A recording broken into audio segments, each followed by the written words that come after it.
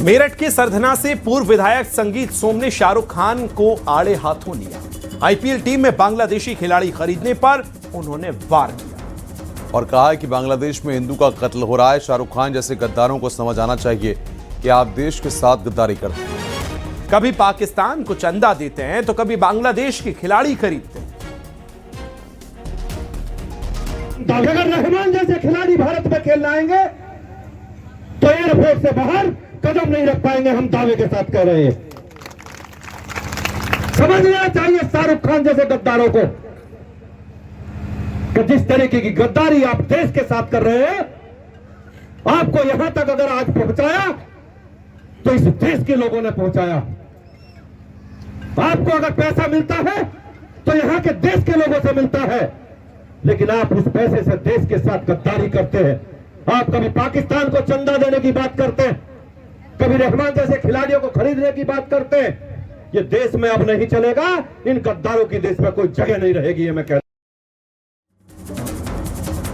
2027 के उत्तर प्रदेश विधानसभा चुनाव की तैयारियां जारी हैं। बीजेपी ने चुनावी समर के लिए पश्चिम से पूरा और अवध से बुंदेलखंड तक अपना सियासी व्यू रचना शुरू कर दिया है। पार्टी ने गठबंधन को मजबूत करने की स्ट्रेटेजी पर जोर देते हुए एक विशेष कमेटी का गठन किया है। रिपोर्ट में आपको दिखाते हैं।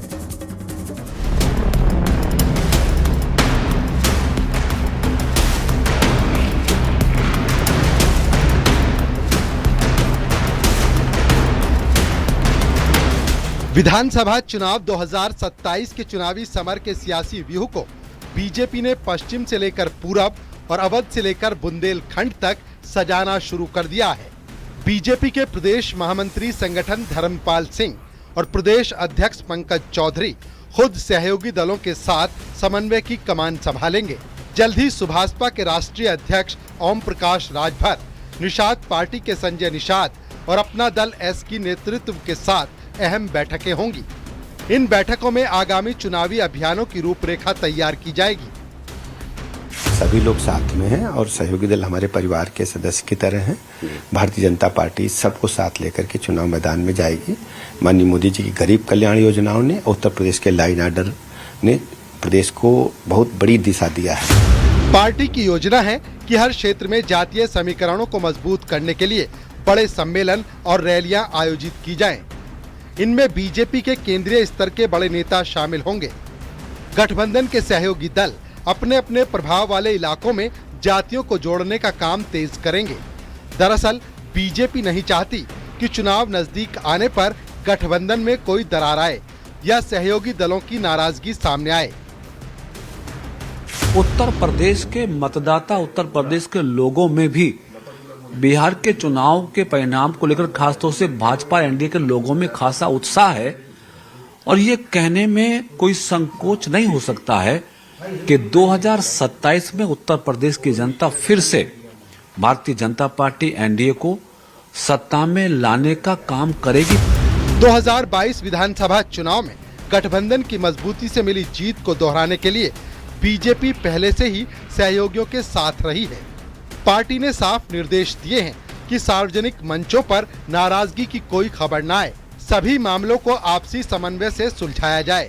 बीजेपी का मानना है कि मजबूत गठबंधन ही 2027 में फिर से सत्ता की चाबी देगा। भाजपा और जो उसके सहयोगी दल हैं आने वाले समय में कई महत्वपूर्ण पड़ाव लेने जा रहे हैं।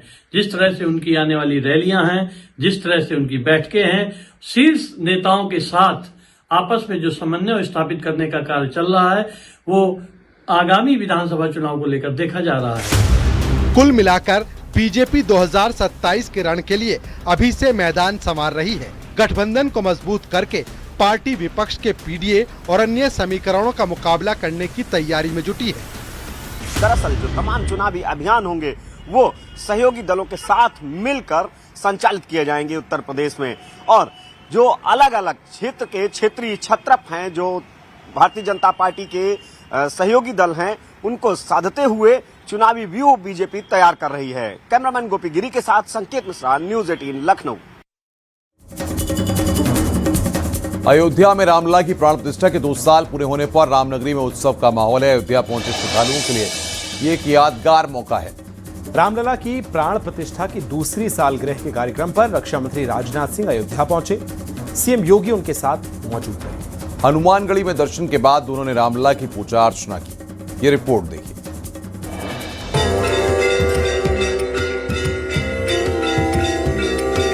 22 जनवरी 2024 को अयोध्या के राम मंदिर में रामलला की प्रतिष्ठा हुई थी।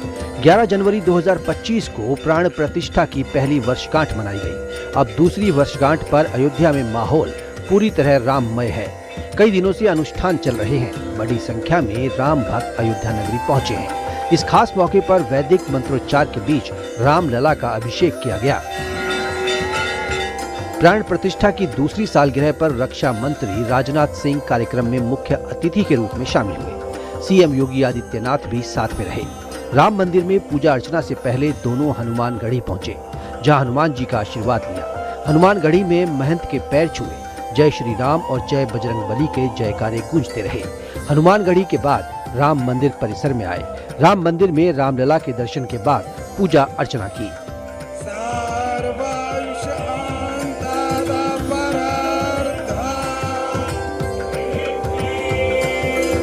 उस अयोध्या में जिनके शासन में आतंकी हमले होकर के अयोध्या को लौलुहान करने का प्रयास हुआ था, लेकिन प्रभु की कृपा और बजरंगबली जहां की रक्षा स्वयं कर रहे हो, वहां तो भूत पिशाच से निकट नहीं आवे महावीर। जब जय श्री राम बोलता था तो उस पर लाठी जरूर पड़ जाते थे, गिरफ्तारियां हो जाती थी। आज तो आप देश में जाइए, राम राम बोलिए, जय श्री राम बोलिए। और अब तो भारत सरकार की योजना भी जी राम जी के नाम पर ही आ गई है, जो रोजगार की सबसे बड़ी स्कीम बनने जा रही है। रामलला की पूजा के बाद राजनाथ सिंह और सीएम योगी अन्नपूर्णा मंदिर पहुंचे। यहां मंदिर के शिखर पर धर्म ध्वजा फहराई गई।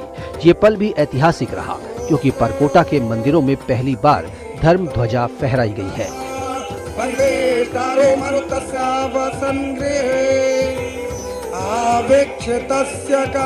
न सिर्फ राम अपने मंदिर में आए, बल्कि आज उस मंदिर पर धर्म की ध्वजा लहरा रही है। कितने ही विदेशी आक्रांता इस देश आए, सबने सनातन के इस केसरिया ध्वज को गिराने की चेष्टा हमेशा की, लेकिन अब राम मंदिर के शिखर पर जब यह केसरिया ध्वज देवी और सज्जनों आज लहरा रहा है, तो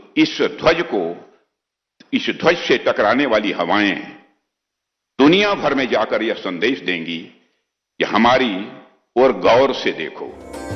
इससे पहले राजनाथ सिंह का एयरपोर्ट पर स्वागत किया गया। यहां से वो हनुमानगढ़ी पहुंचे।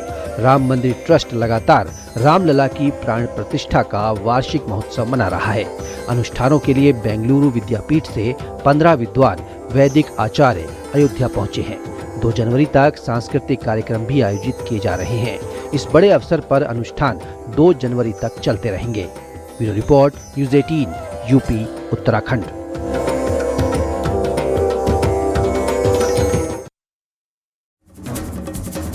दर्शकों, आज साल 2025 का आखिरी दिन है। कुछ घंटों के बाद नए साल की शुरुआत होने जा रही है। ऐसे में प्रधानमंत्री नरेंद्र मोदी ने भी कुछ बीते साल की खूबसूरत यादों को साझा किया है। पीएम मोदी ने नमो ऐप पर फोटो शेयर करते हुए 2025 की झलकियां पेश की हैं। पीएम मोदी ने इन फोटो के जरिए बताया कि देश के लिए साल 2025 शानदार रहा। तो ये तस्वीरें हम आपको दिखा रहे हैं किस तरीके से पीएम मोदी ने 2025 कैसा रहा, ये तस्वीरों के जरिए यहां पर शेयर किया है। खूबसूरत यादों की तस्वीरें यहां पर शेयर की हैं। तो ये तस्वीरें आप देख रहे हैं। अपनी स्मृतियों को साझा करते हुए प्रधानमंत्री ने 2025 में किस तरह से समुद्र से लेकर जमीन और जमीन से लेकर आसमान तक की तमाम यात्राओं का जिक्र किया, और देश से लेकर विदेशों तक की ये तस्वीरें जहां उन्हें सम्मानित किया गया, जिन कार्यक्रमों में वो शामिल हुए, देश में नई सौगातें जो मिली, उनकी तमाम स्मृतियों को उन्होंने फोटोग्राफ्स के जरिए साझा किया है।